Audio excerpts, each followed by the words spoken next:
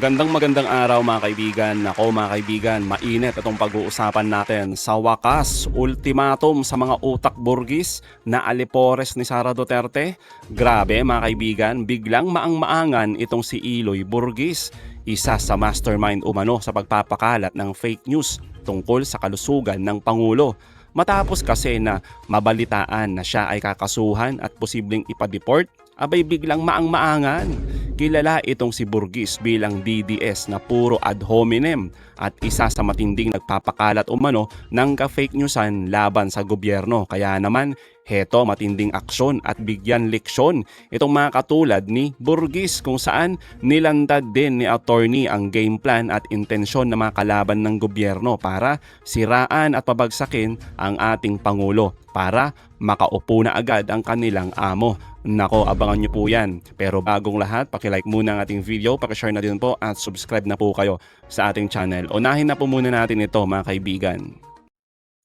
Nakipag-ugnayan na rin sa Meta Platforms Incorporated ang Marcos administration para magpatulong sa patuloy nitong paglaban sa fake news sa gitna ng krisis sa langis. Nice. Sa isang liham na pirmado ni DICT Secretary Henry Aguda at PCO Acting Secretary Dave Gomez, sinabi nitong ang mabilis daw na pagkalat ng mga peke, mapanlinlang at nakakabahalang balita tungkol sa presyo ng mga produktong petrolyo, problemang pang-ekonomiya at sa mga umano'y aksyon ng pamahalaan ay labis nang nakakaapekto sa public order, economic confidence at national security ng bansa. Binigyang diin ito na wala pa rin daw patid ang pagpapakalat ng ganitong uri ng mga impormasyon sa kabila ng nauna nilang pakikipag-ugnayan sa Meta. Kabilang sa tinukoy ng mga ahensya ang gawa-gawang medical documents at announcements tungkol sa umano'y sakit o kamatayan ni PBBM. Inaatasan ng DICT at PCO ang Meta na agarang makiisa sa pagpapatupad ng safeguards na tutugon sa mga tinukoy na problema. Kabilang sa mga inaasahan nilang tugon ang pinalakas na detection and suppression systems para sa delikadong mga balita, pati na sa anilay coordinated inauthentic behavior. Isang linggo ang binigay ng DICT at PCO sa Meta para maghanda ng detalyadong implementation plan na naglalaman ng mga hakbang pantugon sa inilapit na mga problema.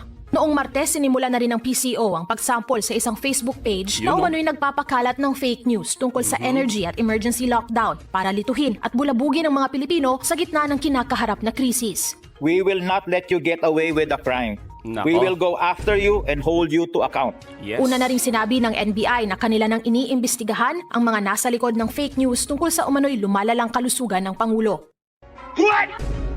Yun mga kaibigan, sino ba kasi itong mga nagpapakalat ng fake news laban sa ating Pangulo? Di ba mga kaibigan, sa ating gobyerno, mga fake news laban sa mga congressman na pabor sa impeachment ni Sara Duterte. Hindi ba mga kaibigan, kilalang DDS? Di ba mga kilalang DDS yung mga nagpapakalat mga kaibigan? Isa na nga dito, si Burgis. Oo, siya mismo mga kaibigan, kinumpirma ang kanyang kabalbalan. Totoo naman mga kaibigan, siya mismo kinonfirm, no? Yung health ng ating Pangulo. Pakinggan na po natin to matindi to pero saglit lang to. Oo, confirm stage 4. Bakit hindi nyo to alam? Matagal na nga lumabas ang balitang to sa Makatimed. Dumudugo ng puwit niya. Colon cancer na siya, dumudugo ang puwit ni BBM. It is not a secret. Sino ba nagsabi sa inyo na secret ito? Di ba mga kaibigan, narinig naman nating lahat. Confirm daw. Kinumpirma nga ang sakit ng Pangulo. Pero mga kaibigan, nung nagbigay ng ultimatum ang PCO at ang NBI, abay biglang bawi itong si Gago. Pakinggan po ninyo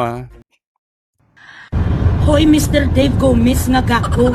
Ikaw ang numero 1 ang bilatsing iloy nyo. Nga mga new fake news peddlers. Tapos ngayon kami nga mga citizens who has the rights and privileges to know the official condition of your bilatsing iloy president, hindi nyo nga mabigay sa amin ang medical certificate if he's still fit to work. Dahil nagpakita kayo sa mga video dyan nga may lumalakad nga espiritu, may lumalakad nga mga kaluluwa bilatsing iloy, ang gusto nyo hindi kami pumalag. What is the essence of a democratic country, you di puta? Wow. Nasaan ang medical reports ang adiktos mga presidente? Sabay ganun mga kaibigan, sisisihin pa talaga ang gobyerno kung bakit hindi daw tayo naglalabas ng official record. Diba? Sabi ni Burgis. Sinisisi ang gobyerno mga kaibigan. Anong ilalabas? Anong ilalabas na record? Buhay na buhay ang Pangulo Kayo lang tong hindi naniniwala. pati yung mga kaibigan, naalala ninyo yung seremonya nung araw ng kagitingan, pinagkalat ng mga DDS, isa na tong si Burgis mga kaibigan, na AI daw yun, at fake news daw ang mainstream media. Nagtataka ako mga kaibigan bakit paniwalang paniwala itong mga DDS dito. Sa katulad ni Burgis, sinasabi nila ang isang DDS ay mga matalino daw tulad ni Sara Duterte. 'Di ba? Yun yung lagi nilang sinasabi. 'Di ba? Naalala niyo mga kaibigan nung nakaraan lang may isang vlogger na DDS sinabi, mga bobo daw yung mga Marcos, mga Dilawan, mga Pinklawan, at ang matalino daw sila daw. 'Di ba mga kaibigan? Ay nako talaga Samantalang mga kaibigan may issue to si Burgis, ayan 'Di ba? Regarding sa investment scam. Kuha ito mga kaibigan sa isang article. Nung August 12 pa, 2024. Pero hindi tayo magpo-focus dyan mga kaibigan kung ano mang issue merong itong si Burgis. Pero mga kaibigan, ang matindi, may aksyon ang ating gobyerno tungkol nga dito sa mga katulad ni Burgis. Kaya naman mga kaibigan, itong pagpapakalat ni Burgis ng mga fake news, hetong matinding sagot ni Attorney Claire Castro. Hindi pwede kasing lumawak lang ito na lumawak tapos walang gagawin tayo. Siguro nung una mga nakaraang taon, Nice. okay lang kasi kaya naman patotohanan, 'di ba? Sa pamamagitan ng pagsasalita, ibibigay yung katotohanan from the government kung ano talagang nangyayari at ano talagang sitwasyon. Pero ngayon, nakikita mo na ito yung ito yung game nila. May game silang ginagawa, intensyon para sirain ang Pangulo, ang gobyerno, at angat yung kanilang poon. Yun yung delikado Nabubuhay tayo ngayon sa fake news, sa kagagawa nila. At hindi dapat ito manatili. Hindi ito dapat mamayagpag. So, Yes. Whole of nation approach to. Hindi lang gobyerno. Lahat tayo dito dapat magtulong-tulungan. Pati mga nasa SOCMED na maaayos, matitino, maghingi na rin tayo ng tulong maliban sa mainstream, of course. Maliban dito, nais na gibain talaga ang gobyerno. May nakikita tayo na mainit na issue patungkol sa mga korupsyon na ayaw nilang makita to ng taong bayan. Kailangan nilang i-focus ang kanilang issue sa gobyerno para lagi ang gobyerno ang sisihin. At yung mga puon nila ang mamayagpag na parang napakalinis at ito yung savior para sa problema dito sa krisis sa Middle East when in fact, hindi nga makapagsalita kung anong tamang suggestion para mapababa ang presyo ng fuel. Si ba yan? Si Sara Duterte ba yan? Yung feeling ekonomista mga kaibigan.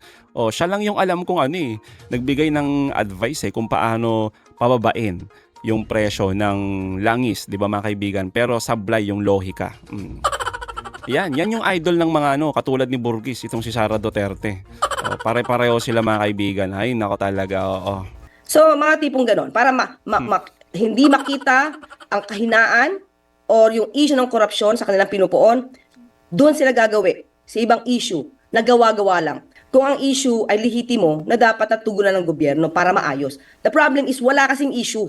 Gumagawa sila ng issue. Alam naman natin kung sino ba yung expert sa paggawa ng intriga, pagplanta ng ebidensya. Ba? Itong kagalingan nito pagplanta ng ebidensya, mukhang na ibaksak na niya sa kanyang mga trolls, sa kanyang mga kaalyado. May pamana. Kaya ngayon namamayagpag sa paggagawa ng fake news. Kanino galing ang fake news? Yun ang tanong natin muna. Di tayo magpapangalan dito. Pero alamin natin kanino galing ang fake news. Sino ang kanilang sinusuportahan? Sino ang kanilang inaangat? Malinaw. Sara. Doon lang malalaman natin kung sino yung puon nila Yun na. di ba? So, ganyan ngayon ang atake nila para yung mga, ito nga ang kawawa yung mga inosenteng mga kababayan natin na hindi na nagpa-fact check, ngayon, ang paniniwalaan na lang ay itong mga fake news peddler. Diyan talaga delikado. Sabi ko hindi lang gobyerno ang kawawa dito, pati taong bayan na inosente, pati mainstream media, na kayo na nagbibigay ng totoo. tamang news, kayo pa talaga yung inaatake nila. Na Madamay. dapat matugunan itong mga fake news na ito. Kaya kami ngayon nagtatrabaho para dito at ang Pangulo naman din ay busy kung paano talaga malilesen yung impact dito sa krisis sa Middle East. So yun ang tutok ng Pangulo, pati ekonomiya natin. So sabi nga natin, kahit sabihin niya na parang hindi pinapansin ng Pangulo yung fake news, hindi. Kasi sa amin nakatoka yun. Nakikiusap na tayo kasi hindi to basta pwedeng gobyerno lang po ang magtatrabaho dito. Lahat po tayo, pati po yung mga kababayan natin, kahit sabihin natin na hindi involved sa media, pero kayo po ay may alam na katotohanan. Kapag may nag-post po niyan, kayo na po ang maglagay na fake news kung alam po ninyo na fake news ito. So, pakiusap lamang po natin para po hindi maligaw yung ibang mga kababayan natin na karaniwan ay naniniwala lang sa nakikita nila sa SOCMED, yung sa algorithm nila. So, pagtulungan po natin ito, hindi lang para sa gobyerno, kundi para sa buong bansa natin at sa mga kababayan po natin na wag naman sila maligaw ng mga fake news. Mahirap mabuhay sa isang liderato na puro fake news po ang pinapakalat. Ayun mga kaibigan, real talk malala, galing kay Attorney Claire Castro. Totoo naman kasi, di ba mga kaibigan, mahirap talaga yan eh. Kasi yung ginagawa nila mga kaibigan, tuloy yung pagpapakalat ng mga fake news. Isa lang yung gusto nilang gawin sa mga followers nila. Gawing tanga at bobo. Di ba? Yung mga followers nila, kaya tama lang nasampulan itong mga katulad ni Burgis. Oh. Tapos ang nakakagigil mga kaibigan dito, matapos malaman, nakakasuhan, abay heto ang kanyang rason mga kaibigan, matindi talaga, yan Sa post po ni Juan Luna Vlog, sabi ni Burgis, and I quote, "Bakit ako kakasuhan?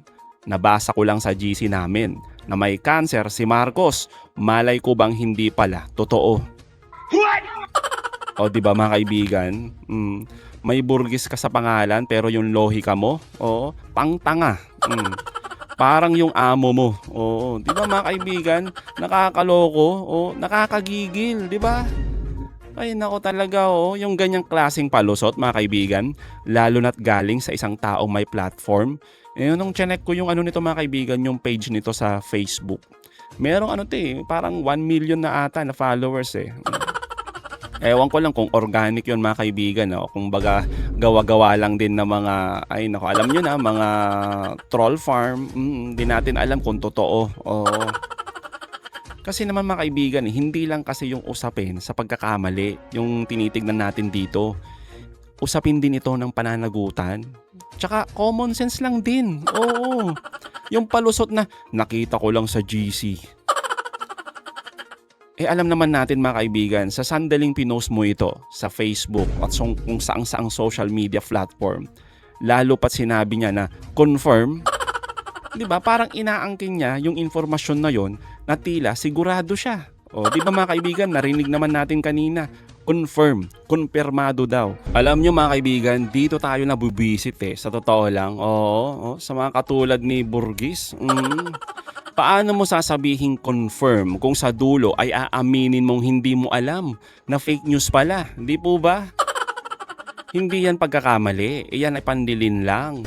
Ang problema kasi mga kaibigan sa tulad ni Eloy Burgis, ginagamit yung impluensya para maghasik ng panik o kaguluhan.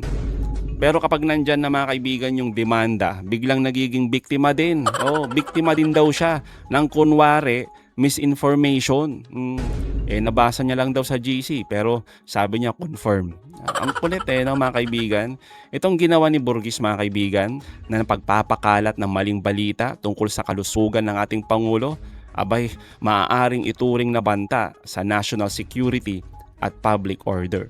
So mga kaibigan, sa tingin nyo, dapat bang kasuhan at dapat i-deport na itong si Burgis? At talagang dapat bigyang leksyon ng NBI at ng ating gobyerno. So mga kaibigan, anong masasabi nyo patungkol dito? Comment down below. Again mga kaibigan, huwag nyo kalimutan, i-like at i-share itong mga videos. Hanggang sa muli, kita-kita ulit tayo mga kaibigan.